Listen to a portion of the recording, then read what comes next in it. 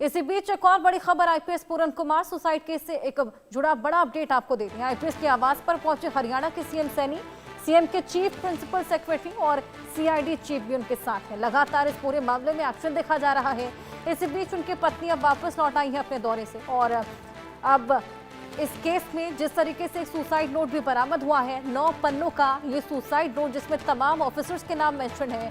बताया जा रहा है कि 15 ऑफिसरों के नाम मेंशन है और इनमें से 2 के खिलाफ उनकी पत्नी अब शिकायत भी दर्ज करा चुकी है। इसी बीच सीएम सैनी पहुंचे हुए हैं उनके आवास पर और लगातार इस पूरे मामले को लेकर जानकारी ले रहे हैं। सीएम के चीफ प्रिंसिपल भी उनके साथ मौजूद हैं, सीआईडी चीफ भी उनके साथ है और गहन जांच पड़ताल अब इस पूरे मामले में देखी जा रही है।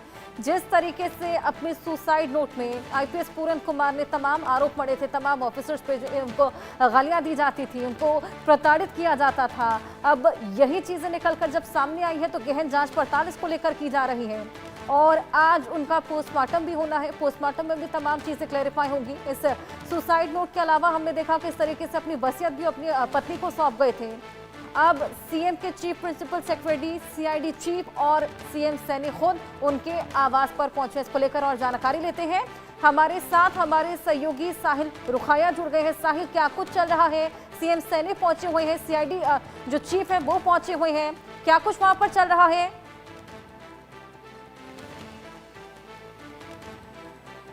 बिल्कुल, मुख्यमंत्री नायब सिंह सैनी जो है वो आईपीएस पूर्ण कुमार के यहाँ पहुंचे हैं। आप तस्वीरों में देख सकते हैं। उनके साथ हरियाणा के जो मुख्यमंत्री के चीफ प्रिंसिपल सेक्रेटरी हैं राजेश कुल्लर, इसके अलावा एडीजीपी सीआईडी सौरभ सिंह और भी तमाम अधिकारी जो है इससे पहले पहुंचे थे। चाहे वो हरियाणा की होम सेक्रेटरी सुबीता मिश्रा की बात की जाए, एसीएस राजाशेखर वुंडरू वो भी यहाँ पहुंचे हुए हैं। इसके अलावा और भी तमाम अधिकारी जो है वो लगातार शोक व्यक्त करने के लिए यहाँ पहुंच रहे हैं। जिस तरीके से मंगलवार को हरियाणा के जो वरिष्ठ आईपीएस अधिकारी थे वाई पूर्ण कुमार, उन्होंने खुद को गोली मारकर सुसाइड कर लिया था और उसके बाद जिस तरीके से लगातार यही चर्चाएं चल रही थी कि उनकी ओर से सुसाइड नोट जो है वो छोड़ा गया। लेकिन कल शाम को उनकी जो वाइफ है हरियाणा कैडर की अमनीत पी कुमार, उनकी ओर से चंडीगढ़ के सेक्टर 11 थाने के अंदर एक कंप्लेंट फाइल की जाती है और उसमें हरियाणा के डीजीपी शत्रुजीत कपूर, इसके अलावा रोहतक के एसपी नरेंद्र बिजरानिया के खिलाफ काफ़ी सीरियस एलिगेशन जो है उनकी ओर से लगाए गए। उनका साफ तौर पर यह भी कहना है कि उन्हें जो है लगातार जो है प्रताड़ित किया जा रहा था और जातिगत भेदभाव भी जो उनके साथ किया जा रहा था और जो केस रोहतक पुलिस ने रजिस्ट्रेशन किया है उसमें भी कहीं ना कहीं एक साजिश के तहत उनको फंसाने की कोशिश जो है वो की जा रही थी। इसके अलावा उनकी जो वाइफ है उनको वाई पूर्ण कुमार के लैपटॉप के बैग में 8 पन्नों का एक सुसाइड नोट भी मिला है जिसके अंदर हरियाणा के कई आईएएस और आईपीएस अधिकारियों के नाम है। कई आईएएस अधिकारी तो ऐसे हैं जो कि रिटायर्ड भी हो चुके हैं। तो ऐसे में उनका यही कहना था कि उनके जो हस्बैंड है वाई पूर्ण कुमार, उनको जो है काफ़ी सालों से परेशान किया जा रहा था। तो फिलहाल चंडीगढ़ पुलिस को इस मामले की शिकायत जो है उनकी ओर से दी गई है और जानकारी ये भी मिल रही है कि चंडीगढ़ पुलिस जो है हर एंगल की मामले में जांच कर रही है। कानूनी राय जो है वो लगातार ली जा रही है कि आखिरकार इस मामले में क्या कुछ करना है। और सूत्र ये भी बता रहे हैं कि एमएचए से भी जो चंडीगढ़ पुलिस की ओर से परमिशन मांगी जा रही है क्योंकि डीजीपी के खिलाफ शिकायत है। तो ऐसे में एक परमिशन जो है वो मांगी जा रही है कि इस मामले में क्या कुछ किया जाना चाहिए। तो फिलहाल अभी पोस्टमार्टम जो है वो वाई पूर्ण कुमार का नहीं हुआ। कल उनकी वाइफ जो है वो चंडीगढ़ के सेक्टर 16 स्थित एक गवर्नमेंट हॉस्पिटल में पहुंची थी जहां उनकी डेड बॉडी पड़ी है। उसके बाद शाम को उनकी ओर से एक शिकायत जो है वो चंडीगढ़ के सेक्टर 11 थाने में दर्ज करवाई गई है। तो फिलहाल हरियाणा के मुख्यमंत्री नायब सिंह सैनी जो है वो यहाँ पहुंचे हैं, शोक व्यक्त करने के लिए पहुंचे हैं। अब से कुछ ही मिनटों बाद हरियाणा के मुख्यमंत्री नायब सिंह सैनी जो है वो बाहर आएंगे। तो तमाम मीडिया कर्मी भी यहाँ मौजूद हैं, उनसे बातचीत करने की कोशिश भी जो है वो की जाएगी क्योंकि 3 दिन के जापान दौरे से आज चंडीगढ़ जो है वो मुख्यमंत्री नायब सिंह सैनी लौटे हैं और सीधा ही वो वाई पूर्ण कुमार के यहाँ जो पहुंचे हैं और शोक व्यक्त कर जो फिलहाल किया जा रहा है। उनके साथ हरियाणा के जो मुख्यमंत्री के चीफ प्रिंसिपल सेक्रेटरी है राजेश कुल्लर, वो भी उनके साथ मौजूद है। बिल्कुल साहिल, जिस तरीके से पोस्टमार्टम की बात निकलकर सामने आ रही थी कि आज पोस्टमार्टम संभव है, तो क्या आज पोस्टमार्टम हो पाएगा? बिल्कुल अभी तक कोई क्लैरिटी नहीं मिल पाई कि आज पोस्टमार्टम होगा या नहीं होगा, क्योंकि कल जिस तरीके से बात सामने आ रही थी कि जो उनकी बेटी है वो यूएसए रहती है, जब वो भारत लौट आएगी तो उसके बाद ही उनका पोस्टमार्टम जो है वो करवाया जाएगा। लेकिन अभी तक ये पूरी तरीके से क्लैरिटी नहीं हो पाई कि आज ही वाई पूर्ण कुमार का पोस्टमार्टम किया जाएगा या नहीं। अभी जो है इंतजार जो है वो कुछ ही देर का करना होगा। और ये बताया भी, यही भी जा रहा है कि उनकी बेटी जो है वो भारत लौट आई है, तो ऐसे में अब कुछ ही देर में स्थिति स्पष्ट हो जाएगी कि आज वाई पूर्ण कुमार का पोस्टमार्टम होगा या नहीं होगा। लेकिन इंतजार ये भी किया जा रहा है कि चंडीगढ़ पुलिस को जो शिकायत दी गई है उसमें चंडीगढ़ पुलिस की ओर से क्या कुछ कार्रवाई जो है वो की जाती है। जिस तरीके से जो एलिगेशन लगाए गए हैं उन पर क्या चंडीगढ़ पुलिस की ओर से केस दर्ज किया जाता है या नहीं किया जाता, इसको लेकर भी इंतजार जो है वो प्रिजन कर रहे हैं। और उसके बाद ही स्पष्ट हो पाएगा कि वाई पूर्ण कुमार का पोस्टमार्टम आज करवाया जाएगा या नहीं करवाया जाएगा। बिल्कुल, लगातार इस पूरे मामले में गहन जांच पड़ताल। साहिल, क्या कुछ वहां पर चल रहा है, थोड़ी और तस्वीरें दिखाइए। बिल्कुल तस्वीरें आप साफ तौर पर देख सकते हैं कि अभी भी हरियाणा के मुख्यमंत्री नायब सिंह सैनी अंदर ही मौजूद हैं। इसके अलावा हरियाणा के तमाम वरिष्ठ आईएएस अधिकारी जो है वो यहाँ पहुंचे हैं। अब से कुछ देर पहले हरियाणा सरकार के जो मंत्री हैं वो भी यहाँ पहुंचे थे, एमएलए हैं वो भी यहाँ लगातार पहुंच रहे हैं। तो ऐसे में लगातार यहाँ तमाम आईएएस अधिकारी मंत्रियों के पहुंचने का सिलसिला लगातार जारी है। शोक व्यक्त जो है वो लगातार किया जा रहा है। हरियाणा के चीफ सेक्रेटरी अनुराग रस्तोगी भी इस वक्त फिलहाल अंदर हैं, मुख्यमंत्री नायब सिंह सैनी भी अंदर हैं। तो ऐसे में साहिल, आपके पास मैं वापस लौटूंगी, कुछ और जानकारी अपने दर्शकों को दे दें। 9 पन्नों का सुसाइड नोट, क्या कुछ उसमें मेंशन था, क्या कुछ अहम जानकारियां थी, आइए वो आपको ग्राफिक्स के माध्यम से देने की कोशिश करें। हमारे सहयोगी ने भी लगातार आपको इस पूरे मामले को लेकर अपडेट दिया, लेकिन 10 बड़ी बातें इस पूरे सुसाइड नोट को लेकर हम आपको बताएं। अफसरों ने प्रोफेशनल करियर को बर्बाद करने की साजिश रची थी।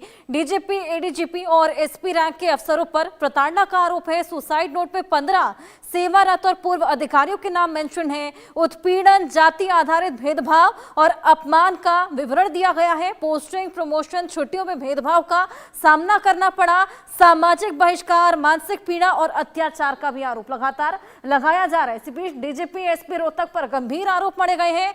बार बार गैर मौजूद पदों पर पोस्टिंग देकर शिकार बनाया गया, सार्वजनिक रूप से अपमानित किया गया और झूठी कार्रवाई की गई है। ये 10 बड़ी बातें उस 9 पन्नों के सुसाइड नोट में निकलकर सामने आई हैं, जो कि यहाँ पर आईपीएस द्वारा लिखा गया था। हालांकि गहन जांच पड़ताल इस पूरे मामले में की जा रही है। क्या 10 बड़ी बातें, वो ग्राफिक्स के माध्यम से हमने आपको बताने की कोशिश की। इसी बीच हमारे सहयोगी साहिल लगातार उनके घर पर है। आइए साहिल, अब बताइए क्या कुछ वहां पर चल रहा है। 10 बड़ी जानकारियां सुसाइड नोट को लेकर हमने अपने दर्शकों को दी और इस वक्त सीएम सैनी वहां पर पहुंचे हुए हैं। खासा हलचल है, लगातार गहन जांच पड़ताल है, और क्या कुछ वहां पर चल रहा है। बिल्कुल, मुख्यमंत्री नायब सिंह सैनी अब से कुछ देर पहले ही यहाँ पहुंचे थे। मैंने जिस तरीके से पहले भी तस्वीरें दिखाई कि अंदर शोक व्यक्त करने के लिए यहाँ पहुंचे हैं। उनके साथ तमाम सीनियर आईएएस अधिकारी भी मौजूद हैं। फिर से तस्वीरें हम आपको दिखा देना चाहेंगे कि किस तरीके से सुरक्षा काफी यहाँ कड़ी कर दी गई है। ऐसे में जो है अंदर शोक प्रकट जो है वो किया जा रहा है। जिक्र आपने किया कि उन्होंने जो सुसाइड नोट छोड़ा है उसमें काफी सीरियस एलिगेशन जो है उनकी ओर से लगाए गए हैं कि ये मामला पूरा जो है वो 2020 से शुरू होता है, जब आईपीएस वाई पूर्ण कुमार जो है वो अंबाला पोस्टेड थे। उनका विवाद जो है तत्कालीन डीजीपी मनोज यादव के साथ हुआ। उसके बाद लगातार उनकी ओर से तमाम शिकायतें जो हैं वो की गई, चाहे वो चीफ सेक्रेटरी की बात हो या फिर और भी उस वक्त के डीजीपी थे उनको की गई। तो आप तस्वीरों में देख सकते हैं कि हरियाणा के जो रिटायर्ड आईपीएस अधिकारी हैं वो भी यहाँ लगातार पहुंच रहे हैं। डीजीपी जो हरियाणा के पूर्व डीजीपी केपी सिंह भी यहाँ पहुंचे थे। तो 2020 से सिलसिला जो है वो शुरू होता है, जब वाई पूर्ण कुमार जो है अंबाला में पोस्टेड थे। उनके साथ डीजीपी मनोज यादव का बहुत शुक्रिया ये तमाम जानकारियां साझा करने के लिए। इसी मामले से जुड़ा एक रिपोर्ट भी आपको दिखाते हैं।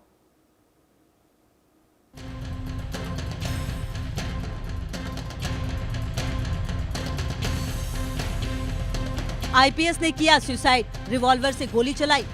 विदेश दौरे पर आईएएस पत्नी, आखिर आईपीएस ने मौत क्यों चुनी? आईपीएस की मौत बनी पहेली, सुसाइड या मर्डर मिस्ट्री?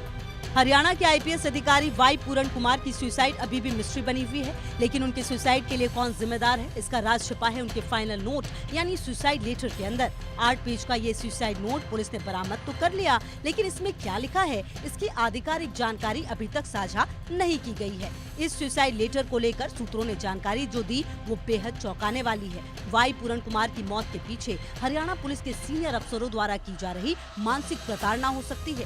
सूत्रों की माने तो चंडीगढ़ पुलिस को आईपीएस वाई पूरन के घर पर जो 8 पन्ने का सुसाइड नोट मिला, उसमें उन्होंने हरियाणा पुलिस के कुछ बड़े अफसरों पर प्रताड़ना के आरोप लगाए हैं। इसमें करीब 10 बड़े पुलिस अधिकारियों के नाम हैं। मृतक आईपीएस वाई पूरन कुमार ने अपने सुसाइड नोट में लिखा है कि उन्हें कई वरिष्ठ अधिकारियों द्वारा लगातार मानसिक रूप से प्रताड़ित किया जा रहा था।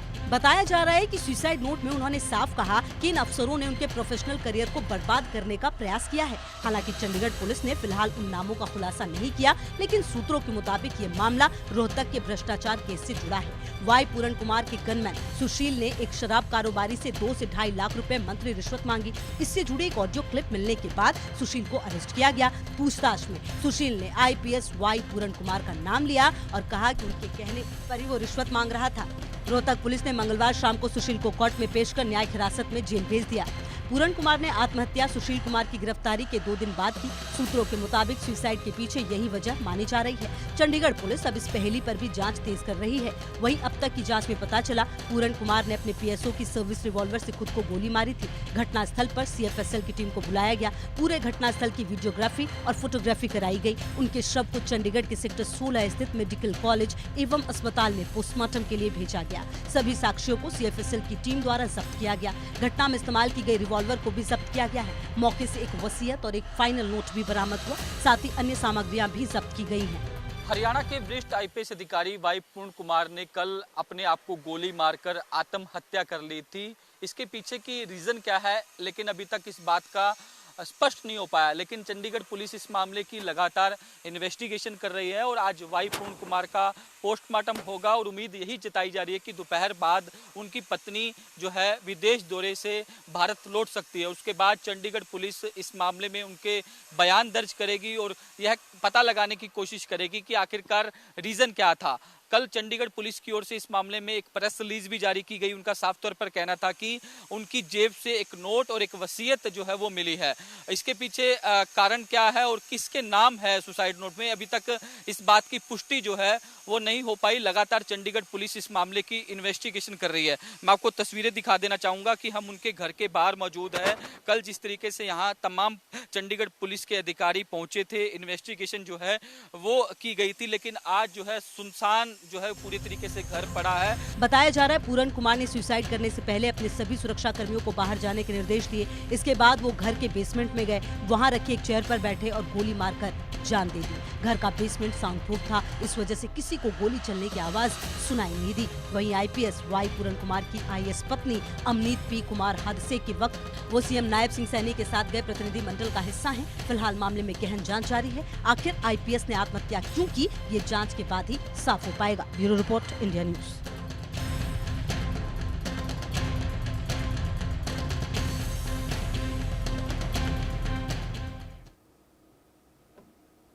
इन खबरों के साथ वक्त एक छोटे से ब्रेक का।